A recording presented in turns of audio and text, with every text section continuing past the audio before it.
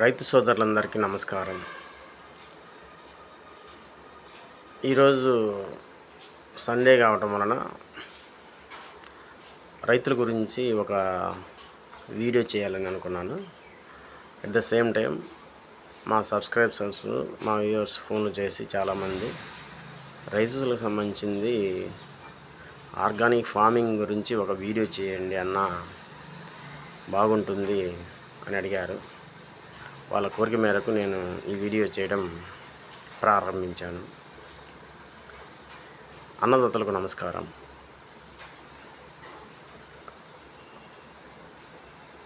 రైతులారా, ఈరోజు నేను మిర్చి పంట గురించి నా పూర్తి విషయాలను తెలియజేయాలని నేను మీ ముందుకు వస్తున్నాను. మిర్చి పంట వేసిన దగ్గర నుంచి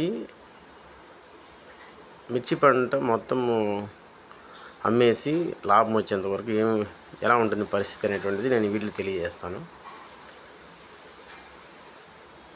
ఫస్ట్ మిర్చి పంటకు సిద్ధం చేసుకునేటువంటి పొలాన్ని ఏం చేస్తారంటే రైతు దాన్ని ముందుగానే ఎండాకాలంలో నీట్గా దున్నుకున్నటువంటి పొలాన్ని ఆ తర్వాత మళ్ళా కంపోస్ట్ ఎరువు అనేటువంటిది చల్లేసి, వర్మి కంపోస్ట్ ఎరువు అయినా కానీ పశువుల పేడ కానీ గొర్రెల పేడ కానీ చల్లేసి గొర్రెలను జరిపించేసి ఆ పొలాన్ని సిద్ధంగా ఉంచుతాడు. చాలా ఇష్టంగా ఆ పొలం దగ్గరికి 10-15 సార్లు కూడా పోయేస్తాడండి. పోయి వచ్చి నేను ఈ పొలాన్ని మిరపేయబోతున్నానని కూడా 10-15 మందికి కూడా చెప్తాడండి. ఆ క్రమంలో వీళ్ళంతా కలిసి ఒక అరుగుల మీదనో పొలాల దగ్గరనో అక్కడనో ఇక్కడనో కొత్త మందులు వచ్చినాయని చెప్పేసి ఆ టీవీలో ఇచ్చేటువంటి యాడ్లో ఆ ఊర్లో ఉన్నటువంటి యొక్క విత్తనాలు అమ్మేటువంటి వ్యక్తి, ఫర్టిలైజర్స్ అమ్మేటువంటి వ్యక్తి కానీ చెప్పినటువంటి విషయాలను విని, గతంలో ఎవరైనా రైతు వేసినటువంటి మిరపకాయలు బాగా పండి లాభాలు వచ్చినటువంటి వ్యక్తిని కలవటం కానీ, నర్సరీని కలవటం కానీ కలిసి వాళ్ళ దగ్గర నుంచి విత్తనాలను సేకరించుకుంటారు. లేదంటే నారును సేకరించుకొని తొలకరి జల్లు అంటే జూన్లో వర్షాలు పడిన తర్వాత విత్తనాలు వేయటము, అదే కానీ నాటైతే కానీ జూలై ఎండింగ్ లేదా ఆగస్టులో వేయటము జరుగుతుందండి. ఆ విత్తనాలు నారు వేస్తారండి. ఆ నాటు వేసేటప్పుడు మొక్క ఖరీదు రూపాయి పడుతుందండి. ఒక మిరపకాయల విత్తనాల చెట్టు యొక్క ఖరీదు రూపాయి పడుతుందండి. ఇంతకుముందు 4-5 మొక్కలు పెట్టేవాళ్ళు నాటువి కాబట్టి చచ్చిపోతాయని. ఇప్పుడు ఇంత హైబ్రిడ్ రకాలు కుండీలలో పెరిగేటువంటివి, నర్సరీలో పెరిగేటువంటి మొక్కలు కాబట్టి ఒక్క మొక్క పెడుతున్నారు. పరిస్థితులు అన్నీ అనుకూలంగా ఉంటే ఆ మొక్క బతుకుతుందండి. అక్కడే రైతుకు 70,000 రూపాయలు, 80,000 రూపాయలు, కొంత ఎక్కువ వేసిన రైతు ₹1,00,000 నాటు కూడా నాటుకే అవుతుందండి. ఆ కూలీలకు వాళ్ళకు 10,000 అవుతుందండి. ఆ తర్వాత మళ్ళీ ఆ కూలీలు అయిపోయిన తర్వాత డ్రిప్పింగ్ కానీ వాటర్ కానీ అదంతా సాల్వ్ చేయడానికి మళ్ళీ అవన్నీ చేయడానికి ఒక 10-15,000 అవుతుందండి. ఆ తర్వాత మొదలు పెడతారండి రైతులు. చిగురించిన తర్వాత మందులు మొదలు పెడతారు. యూరియా, డిఏపి అనేటువంటిది వేయడం ప్రారంభిస్తారు. ఈ యూరియా, డిఏపి అనేటువంటిది ఒక రైతు ఒక ఎకరాకు 50 నుంచి 60 బస్తాలు లేదంటే 20 నుంచి 30 బస్తాలు వేస్తున్నాడండి. 28 అనేటువంటి ఒక మందు ఉంటుంది. అలానే డిఏపి, యూరియా పేర్లు మారిపోయి ఉంటాయండి. చాలా పేర్లు మారిపోయి ఉంటాయి. నాకు పూర్తి అవగాహన అనేటువంటిది ఆ పేర్ల మీద లేదు, కానీ ఆ ఫర్టిలైజర్స్ మామూలుగా యూరియా, అమోనియా, డిఏపి అనేటువంటి 3 రకాల మందులు వాడతారనే విషయం అయితే నాకు పూర్తి అవగాహన ఉంది. సల్ఫేటు, ఫాస్ఫేటు ఇవి వాడతారండి. ఇప్పుడు ఈ రైతు ఆ మిరప వేసిన తర్వాత ఆ మిరప పెరగడం ప్రారంభించిన తర్వాత ఇంకా 2 రకాలుగా రైతు ఎక్కువగా డబ్బు ఖర్చు పెడతాడండి మొక్కల మీద. ఒకటి వచ్చేసరికి డిఏపి చల్లేటువంటి మందు, మొక్కలకి చల్లేటువంటి మందు. రెండోది వచ్చేసరికి మొక్కల పాదులలో వేసేటువంటి మందు ఒకటి, మామూలుగా పెట్రోల్ పంప్ అంటారు తెలుగులో పూర్తిగా. తర్వాత తైవాన్ పంప్ అని రకరకాల పెట్రోల్ పిచికారీ చేసేటువంటి మిషన్లతోటి కొట్టేటువంటి మందు అండి. ఇప్పుడు ఆ మందులు అనేటువంటిది పూర్తిగా కెమికల్స్. ఫస్ట్ ఈ డిఏపి, యూరియా ఇవి ఏవైతే ఉంటాయో అవి ఒక 50 బస్తాలు వేస్తారండి. అది ఇప్పుడు ఒకప్పుడు 300 ఉండేది. ఇప్పుడు గవర్నమెంట్ కానీ మిగతా పరిస్థితుల కారణంగా ఎందుకు ఆ కంపెనీస్ రేట్ విపరీతంగా పెంచేసి తెలియదండి. అది 2500 అలా పెరిగిపోయిందండి. తర్వాత ఇంకొక సైడ్ వచ్చేసరికి ఈ నీల మందులు అంటారండి. ఈ నీల మందులు కూడా రైతులు వాటిని తెచ్చుకోవడానికి గుంటూరు, విజయవాడ, ఓకేనా, రాయచూరు రకరకాల ప్రదేశాలకు వెళ్ళి వాటిని తెచ్చుకోవడం జరుగుతూ ఉందండి. ఇవన్నీ తెచ్చుకొని రైతు వాటిని ఆ కెమికల్స్ని ఇష్టంగా తెచ్చుకొని ఇంట్లో పెట్టుకుంటారండి. ఇంట్లో పెట్టుకొని వాటిని పురుగు వచ్చినప్పుడల్లా, మొక్క ఏదైనా జలుబు వచ్చినప్పుడల్లా వాటిని కొట్టడం ప్రారంభిస్తారండి. అలా ప్రారంభించి వీళ్ళు జనవరి లేదంటే కొంతమంది ముందుకు వేసిన వాళ్ళు అక్టోబర్ కల్లా కాపుకి వస్తాయండి. ఆ కాపుకి వచ్చిన తర్వాత మళ్ళీ వర్షాలు ఎక్కువైనప్పుడు పోతపోయే అవకాశం ఉంటుంది. అదొకటి మళ్ళీ పరిస్థితులు మన చేతిలో ఉండవు. దీని తర్వాత మళ్ళీ కాపుకి వచ్చిన తర్వాత ఆ రైతు మిరపకాయలను కోయటానికి కూలి వాళ్ళండి. ఒకప్పుడు కూలి 100 రూపాయలు ఉండేది, 150 రూపాయలు ఉండేది. పరిస్థితుల రీత్యా వాళ్ళ కాస్ట్ ఆఫ్ లివింగ్ పెరిగిపోవడము, పరిస్థితులు అనుకూలించకపోవడము, ఇవన్నీ ఏదేమైనా పరిస్థితులు మన చేతుల్లో ఏముంటాయి. మార్పు అనేది కంపల్సరీగా జరగాల్సినటువంటి అంశం కాబట్టి ఇప్పుడు 150 నుంచి 500కి అయిపోయిందండి. 500, 450 అయిందండి. ఈ కూలి అనేటువంటిది కూడా రైతుకు భారంగా మారింది. అయితే ఈ కూలి అనేటువంటి విషయం దగ్గర నేను ఒక విషయం చెప్పాలను. ఒకప్పుడు మన పెద్దలు, మన తల్లిదండ్రులు అయితేనేమి, మన అమ్మ అయితేనేమి, నాన్న అయితేనేమి, మన పెద్దలు అవ్వ అయితేనేమి, తాత అయితేనేమి, వీళ్ళందరూ కూడా పనిచేసేటప్పుడు ఒక మనిషి 3 మనుషులు పనిచేసేవాడు.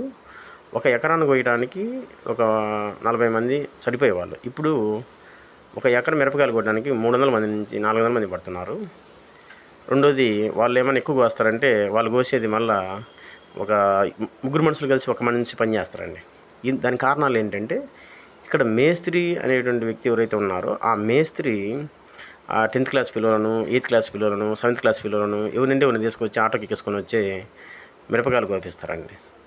వాళ్ళు ఎందుకు అలా చేస్తారంటే వాళ్ళకు 10 రూపాయల లాభం వస్తుంది. దాని మీద 10 రూపాయల లాభం వస్తుంది కాబట్టి దానికోసమని వాళ్ళు చేస్తారండి. అప్పుడు ఆ పని సరిగ్గా జరగదు, మిరపకాయలు సరిగ్గా కొయ్యరు, ఓకేనా, మిరపకాయలు సరిగ్గా కొయ్యరు. ఆ పని నిర్లక్ష్యం చేయడం వలన అక్కడ కూలీలు ఎక్కువ అవుతాయి. ఇప్పుడు ఒకప్పుడు ఏం చేసేవాళ్ళంటే కూలీలు అనేటువంటివి మిరపకాయలు కోసిన తర్వాత 15 రోజులకి ఇచ్చేవాళ్ళు. ఇప్పుడు వీళ్ళు విలేజ్ వాళ్ళు కాదు కాబట్టి, టౌన్ వాళ్ళు కాబట్టి వాళ్ళు అవి ఒప్పుకోరండి. సాయంత్రానికల్లా డబ్బులు కావాలి, లేదంటే మిరపకాయలు అమ్మిన వెంటనే రైతు ఖచ్చితంగా డబ్బులు ఇవ్వాలండి. ఇక్కడ ఇంకొక విషయము, అక్కడ మనకు మిరపకాయలు కోయడం అయిపోయింది, అంతా ప్యాక్ చేస్తాము, అదంతా జరిగింది. ఇప్పుడు ఇంకా మిరపకాయలు మొత్తం కోసిన తర్వాత కూలీలు అనేటువంటి అదనం భారంగా మారిందండి రైతుకు. కూలీలు అదనం భారంగా మారింది. వీటితో పాటుగా ఆ రైతు వాటిని కల్లాలు అంటారు, కల్లాలలో పోసేసి ఎండబెట్టేసి వాటిని మళ్ళీ గ్రేడింగ్. ఒకప్పుడు గ్రేడింగ్ అంటే ఎలా ఉండేది అంటే ఇంట్లో ఉన్నటువంటి తల్లిలో, తండ్రి, పిల్లలు, చెల్లెలు, ఎవరొకళ్ళు, అక్క, అన్న వాళ్ళందరూ కలిసి కూర్చొని మాట్లాడుకుంటూ వాటిని గేట్ చేసి తీసుకెళ్లేవాళ్ళు.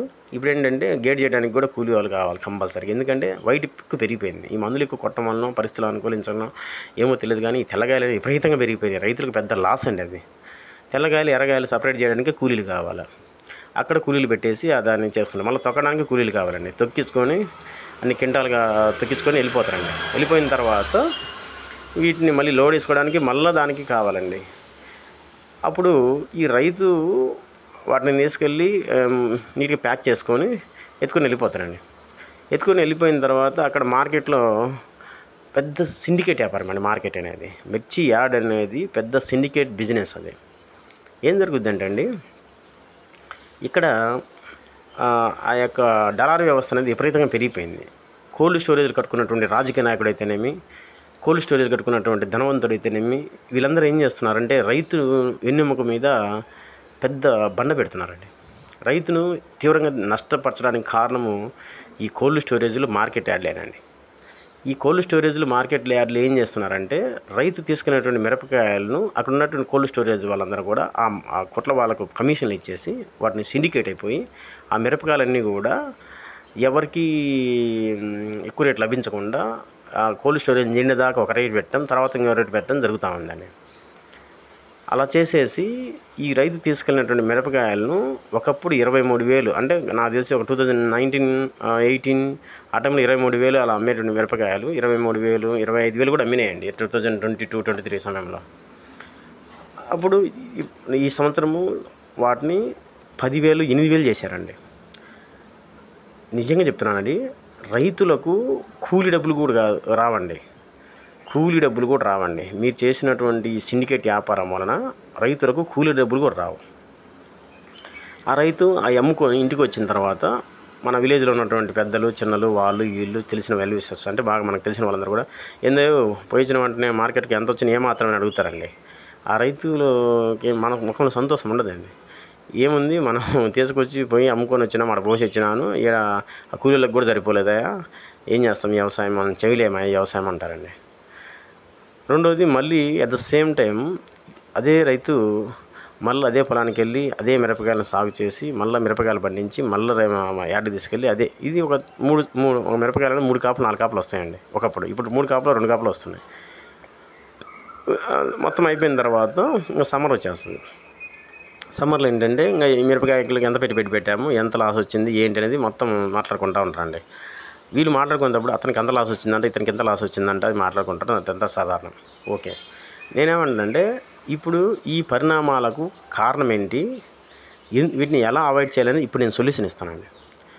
మనం ఏంటంటే రైతులు ఈ డిఏపి, యూరియా, ఈ ఫర్టిలైజర్స్ అనేటువంటి రసాయనాలను కంప్లీట్గా బ్యాన్ చేయాలండి. ఇది అసాధ్యం నాకు తెలుసు. ఎవరు వినరు. ఇది వీడియో చూసి కూడా మీరు నవ్వుకుంటారు నాకు తెలిసి. ఇది సాధ్యపది కాదు, ఇదేదో ఊరికి పెట్టాడేనా అని అనుకుంటారు. అఫ్కోర్స్ అనుకోండి, నేను కాదన్నా. నేనేమంటానంటే ఈ యూరియా, డిఏపి, ఈ ఫర్టిలైజర్స్ను కంప్లీట్గా బంద్ చేస్తే ఏమవుతుందంటే రైతుకు నష్టం రాదండి. అలాగే నాటు రకాన్ని ఎంకరేజ్ చేయాలండి. ఈ హైబ్రిడ్ రకాన్ని తొక్కిపడదాం కాదు. ఎందుకంటే ఇప్పుడు నువ్వు పొలంలో విత్తనం నాటడానికి 78,000 లక్ష రూపాయలు అవుతుంది. నీకు ₹1,00,000 మిగలకపోయినా లాస్ట్కు నువ్వు ఏదైతే నాటు అయితే వేసావో ఆ నాటు విత్తనం చెట్టు ఖరీదు కూడా నీకు రాకపోయినా నువ్వు ఆ పని మళ్ళీ ఎందుకు చేస్తావు? అదొక తప్పు. రెండోది, నాటి రకాన్ని తీసుకొని రావాలి. ఫర్టిలైజర్స్ అసలు వాడొద్దు. భూమిని బలపరచాలి. మూడో విషయం ఏంటంటే కూలీ వ్యవస్థను రద్దు చేయొద్దు. కూలీలను ఉన్నివ్వండి. ఎందుకంటే ఇవన్నీ వాడినప్పుడు ఆ కూలీ వాళ్ళు కూడా బతకాలి. ఆ కూలీలు అనేటువంటిది ఏదైతే ఉందో వాటిని ఉంచండి, వాళ్ళు బతకాలి అందరం. తర్వాత ఈ దళారీ వ్యవస్థ అనేటువంటి దాన్ని లేకుండా నువ్వు మిరపకాయలు పండిన తర్వాత ఆ మిరపకాయలు ఏం చేయాలి, వాటిని మార్కెటింగ్ చేసుకోవాలి. నువ్వు పండించిన పంటను మార్కెటింగ్ చేసుకోకపోతే రైతు రాజు కాలేడు. సేంద్రియ ఎరువులు వాడకపోతే రైతు రాజు కాలేడు. ఫస్ట్ ఆఫ్ ఆల్ నువ్వు పండించినటువంటి పంటని మార్కెట్లో ఆర్గానిక్ అయితే ఆర్గానిక్, లేదంటే ఫర్టిలైజర్స్తో పండించినటువంటి వాటిని మార్కెటింగ్ చేసుకునేటువంటి వ్యవస్థ లేకపోవడమే రైతు మరణాలకు, రైతు అప్పులుగా పాలు కావడానికి, రైతు నాశనం కావడానికి కారణమండి. ఈ ఫర్టిలైజర్స్ వాడకుండా నువ్వు పండించిన పంటను మార్కెటింగ్ చేసుకున్నట్లయితే ఖచ్చితంగా మీరు ఉన్నతమైన స్థితికి చేరుకుంటారు. రైతే రాజు అవుతాడండి. అయితే ఇక్కడ ఈ వీడియోలో పూర్తి ఇన్ఫర్మేషన్ నేను ఇవ్వలేకపోతున్నాను. ఇక్కడ ఏంటంటే 3 విషయాలండి. ఫస్ట్, నువ్వు నీ కావాల్సిన పంటను నువ్వు నర్సరీలాగా ఏర్పాటు చేసుకుని పండించుకోకపోవడం ఒక తప్పు ఫస్ట్ ఆఫ్ ఆల్. రెండోది, నువ్వు పండించిన పంట ఏదైతే ఉందో అది కంపల్సరీగా మనము మార్కెట్లో కొనుక్కోకుండా మనం తినగలగాలి. మూడోది, మనం మార్కెటింగ్ చేసుకోవాలండి. మార్కెటింగ్ చేసుకోకపోతే రైతు అనేటువంటి వ్యక్తి వాణిజ్యపరంగా ఎదగకపోతే దళారీ వ్యవస్థ కానీ, కంపెనీస్ కానీ ఇవన్నీ కూడా మిమ్మల్ని తినేస్తాయండి. మీరు ముందుకు రావాలి అంటే ఖచ్చితంగా రైతు కొన్ని మిషన్స్ వాడాలి. కలుపు తీసే యంత్రాలు కానీ, అలానే మిరపకాయలు కోసే యంత్రాలు కూడా అవసరమవుతాయి. ఇప్పుడు చైనా, సింగపూర్, జపాన్ లాంటి కంట్రీస్లో ఏం చేస్తున్నారంటే మిరప వేసారంటే డైరెక్ట్గా చెట్టు పీకెట్టమే, డైరెక్ట్గా లాస్ట్లో ఎండబెట్టి చెట్టు మీదనే ఆ చెట్లను తీసుకొచ్చి పెట్టేసి ఆ మిరపకాయలు మొత్తం వదిలిస్తే వెళ్ళిపోతాయండి. అలాంటి కొత్త రకమైన పద్ధతులు తీసుకుంటే ఆ కూలీల బారి నుంచి బయటపడవచ్చండి. రెండోది, ఇక్కడ మీరు పండించినటువంటి ఏ పంటనైనా కానీ ఆ యొక్క ముడి సరుకును ఇంకా వేరే రూపంలోకి మార్చాలండి. ఇప్పుడు మిరపకాయలే ఉన్నాయండి, మన దగ్గర 100 క్వింటాల మండి అనుకోండి. కొన్ని అమ్ముకొని కొన్ని వాటిని కారం పట్టించో లేకపోతే వేరే విధంగా మార్కెటింగ్ చేయగలగాలండి. అవన్నీ తీసుకోవాలి లైసెన్సులు మనకు కావాలంటే. మార్కెటింగ్ చేసుకుంటే నీకు లాస్ రాదండి. ఇప్పుడు మా కుటుంబంలో మిరప పండిస్తారండి, కానీ నేను వేరే ప్రదేశంలో ఉండి బతకటం వలన నేను ఇక్కడ అదే మిరపకాయలు మేము 100 క్వింటాల మిరపకాయలు అమ్ముతామండి మా ఇంట్లో, మా ఊరి దగ్గర. మేము ఇక్కడ ఏం చేసాము, అదే మిరపకాయలు 1 కేజీ మా తల్లిదండ్రులు అమ్మినటువంటి మిరపకాయలు 80 రూపాయలు అమ్మితే ఇక్కడ నేను 250 రూపాయలు పెట్టి కొనుక్కుంటున్నానండి. మళ్ళీ పైగా దానికేంటి డీమార్ట్, జీఎస్టీ అవని ఇవని రకరకాల పిచ్చి కబుర్లని యాడ్ చేస్తారండి, చేసి తీసుకుంటారండి. అలాంటి పరిస్థితుల మధ్యన రైతు పండించిన పంటకి, ఆ యొక్క ఉత్పత్తికి మళ్ళీ ఇదే రైతు ఆ మిరపకాయలు ఇంట్లో ఉన్నాయి చెడిపోయినాయని చెప్పేసి అదే డీమార్ట్కి వెళ్ళి మళ్ళీ కొనుక్కొచ్చుకుంటాడండి అదే మిరపకాయని. ఒక్కోసారి ఆలోచిస్తే ఆశ్చర్యంగా అనిపిస్తుంది. ఇంకోటి, ఇప్పుడు మనము రైతులు కొంతమంది సంపాదించిన మిరప మీద లాసే వస్తుందంటే లాస్తో పాటు లాభాలు కూడా వస్తాయండి. పరిస్థితులన్నీ అనుకూలించినప్పుడు, మార్కెట్ కరెక్ట్గా ఉన్నప్పుడు, అది పంట అనుకూలించినప్పుడు, ఎటువంటి తెగులు లేకుండా, అంటే పేనుబంక కానీ, మడత తెగులు కానీ, బూడి తెగులు కానీ ఇవన్నీ లేకుండా ఉన్నప్పుడు రైతులకు 1 ఎకరా వేస్తే 1,00,000 రూపాయలు మిగిలిన మాట వాస్తవమే. అయితే ఇప్పుడున్న పరిస్థితుల మధ్యన అది జరగడంలే. రెండోది, ఇప్పుడు ఈ రైతు ఏదైతే పండిస్తాడో వాటిని మార్కెటింగ్ చేసుకోవడం అనేది ఒక పద్ధతి అయితే, ఇంకొక పద్ధతి ఏంటంటే వీళ్ళు ఖచ్చితంగా ఆ మిరపతో పాటుగా వీళ్ళు తినే పదార్థాలు ఏవైతే ఉంటాయో, కూరగాయలు కానీ, చిరుధాన్యాలు కానీ, ఇలాంటివన్నీ కంపల్సరీ పండించాలండి. చాలామంది